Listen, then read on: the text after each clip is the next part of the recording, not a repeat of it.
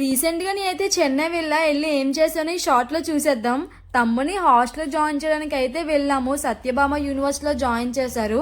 And ఇక్కడికి shopping చేయాలి అంటే అలా మెరీనా మాల్కి అయితే వెళ్ళాం. నిజంగా చాలా కలర్ఫుల్గా ఉంది మాల్, మాత్రం చాలా బాగుంది అసలు. వీడే తమ్ముడు షాపింగ్ చేసుకుంటున్నాడు హాస్టల్కి సంబంధించిన అన్నిని.